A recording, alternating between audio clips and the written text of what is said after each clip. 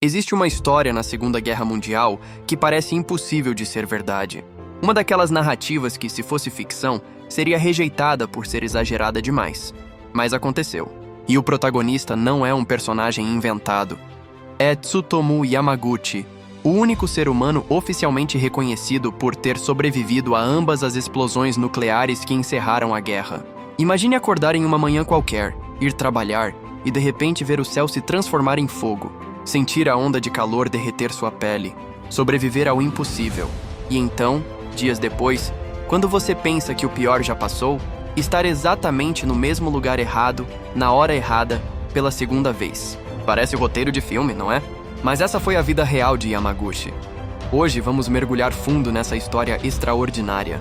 Uma jornada que começa com um jovem engenheiro em uma viagem de trabalho e termina com um sobrevivente que carregou as cicatrizes físicas e emocionais de dois dos eventos mais devastadores da história humana. Era agosto de 1945. Tsutomu Yamaguchi tinha 29 anos e trabalhava como engenheiro naval para a Mitsubishi Heavy Industries. Ele estava longe de casa em Hiroshima, finalizando um projeto de 3 meses no design de um petroleiro. Um trabalho importante, mas rotineiro.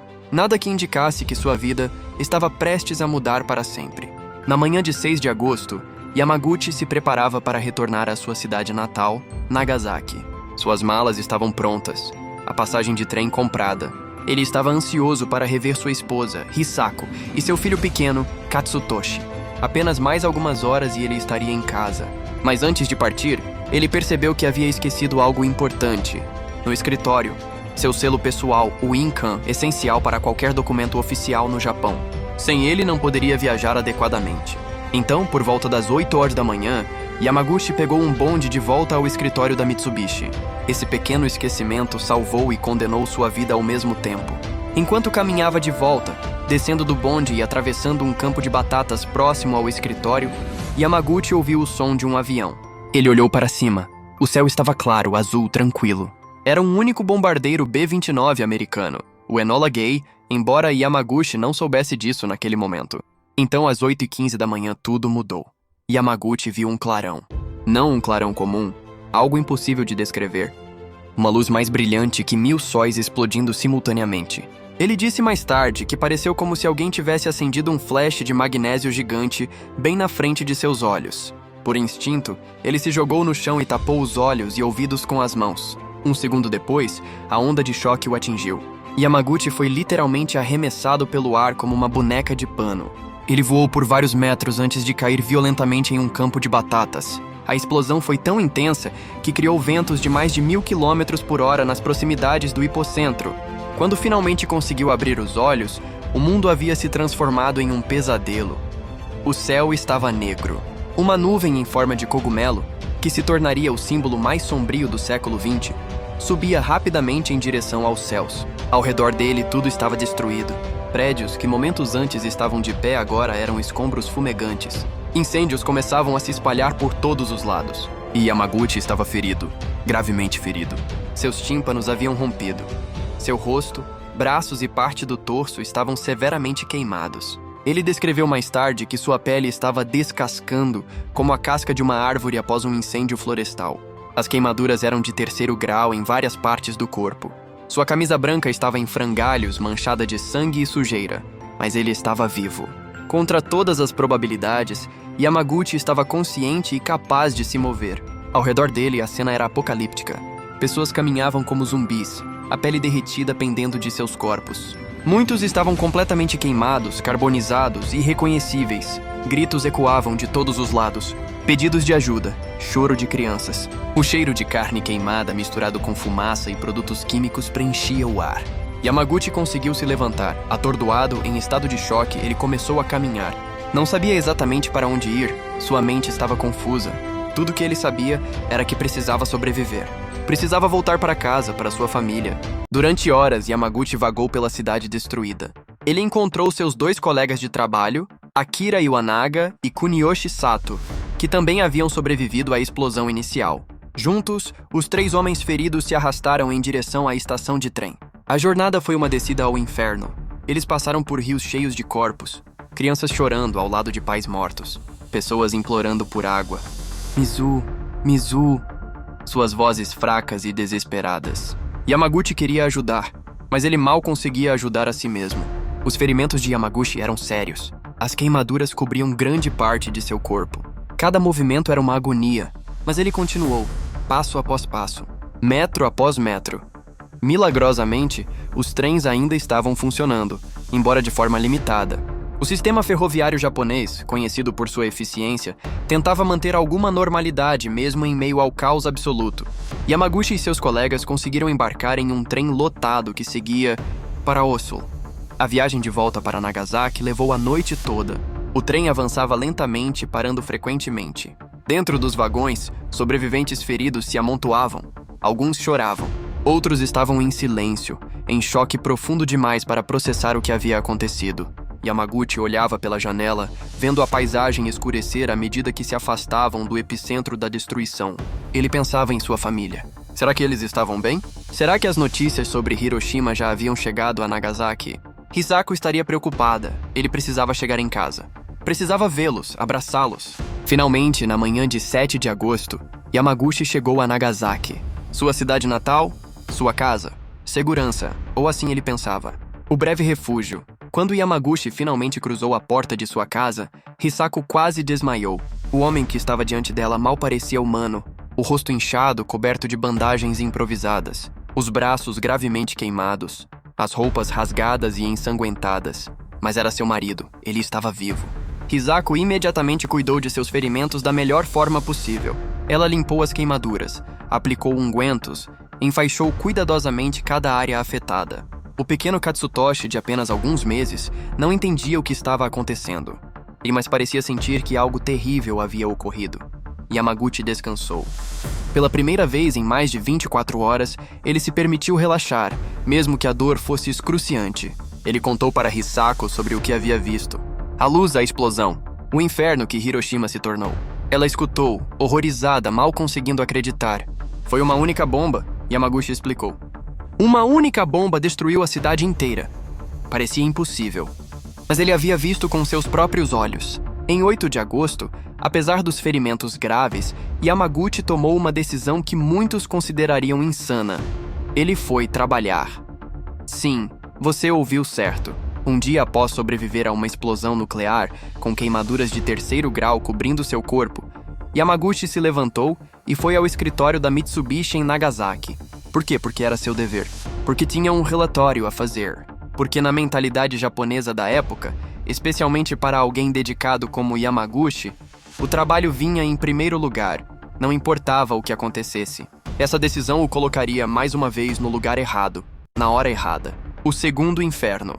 Nagasaki.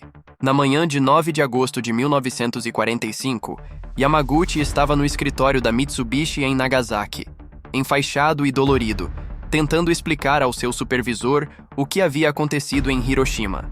Senhor, disse Yamaguchi, uma única bomba destruiu a cidade inteira. Foi como nada que já vimos antes. Uma explosão que transformou o céu em fogo. Seu supervisor o olhou com ceticismo. Yamaguchi-san, você está exagerando. Uma única bomba não pode destruir uma cidade inteira. Isso é impossível. Era por volta das 11 horas da manhã.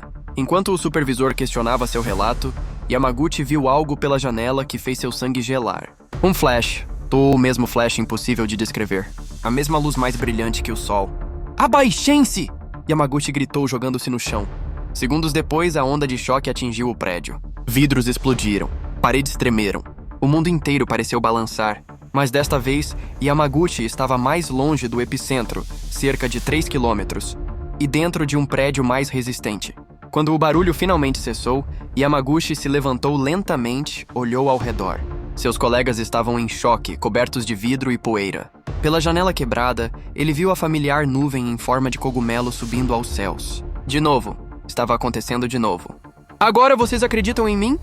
Yamaguchi disse, com uma mistura de terror e uma estranha validação. A segunda sobrevivência a Nagasaki não foi tão completamente devastada quanto Hiroshima, em parte devido à topografia da cidade.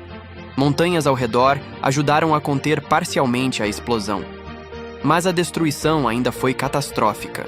Cerca de 70 mil pessoas morreram instantaneamente ou nos dias seguintes. Mas Yamaguchi, sua esposa Hisako e seu filho Katsutoshi sobreviveram. Eles se abrigaram nos destroços de sua casa, sem água potável, sem comida suficiente, cercados por radiação, embora não soubessem completamente o perigo invisível que os rodeava. Os ferimentos de Yamaguchi, já graves de Hiroshima, agora estavam complicados por uma nova exposição à radiação. Nos dias seguintes, eles viveram em condições desumanas. Hisako teve que amamentar Katsutoshi apesar da desnutrição e do estresse extremo. Yamaguchi, febril e delirante em alguns momentos, lutava contra infecções em suas queimaduras. Mas a família permaneceu unida. Em 15 de agosto de 1945, o imperador Hirohito anunciou a rendição incondicional do Japão, marcando o fim da Segunda Guerra Mundial. Para Yamaguchi e milhões de outros japoneses, era o fim de uma era, mas o começo de uma longa jornada de recuperação. A vida depois das bombas, Tsutomu Yamaguchi sobreviveu. Mas sobreviver não significava que a vida voltaria ao normal. Suas queimaduras levaram meses para cicatrizar, deixando cicatrizes permanentes. Ele perdeu a audição completa em um ouvido devido à ruptura do tímpano em Hiroshima. Sofria de febre recorrente e fraqueza. Como muitos hibakusha, sobreviventes das bombas atômicas, ele viveu com o medo constante de desenvolver câncer ou outras doenças relacionadas à radiação. E por décadas, ele viveu em silêncio. Yamaguchi raramente falava sobre suas experiências. Era uma memória dolorosa demais, traumática demais. Ele voltou a trabalhar na Mitsubishi, reconstruiu sua vida, criou seus filhos. Mas as bombas estavam sempre lá, nas cicatrizes de sua pele, na perda auditiva, nas memórias que o assombravam à noite. Não foi até muitos anos depois, já mais velho, que Yamaguchi começou a compartilhar sua história publicamente. Ele percebeu que tinha uma responsabilidade única. Ele havia testemunhado 2 vezes o poder destrutivo das armas nucleares. Ele havia sentido na própria pele, literalmente, o que essas armas faziam. O reconhecimento oficial. Durante many years, Yamaguchi foi oficialmente reconhecido apenas como sobrevivente da explosão de Nagasaki. Mas em 2009, aos 93 anos, o governo japonês finalmente reconheceu oficialmente que ele havia estado presente em ambas as explosões atômicas. Ele se tornou o único Niju Hibakusha oficialmente reconhecido, uma pessoa que sobreviveu a ambas as bombas atômicas. Yamaguchi usou esse reconhecimento como plataforma.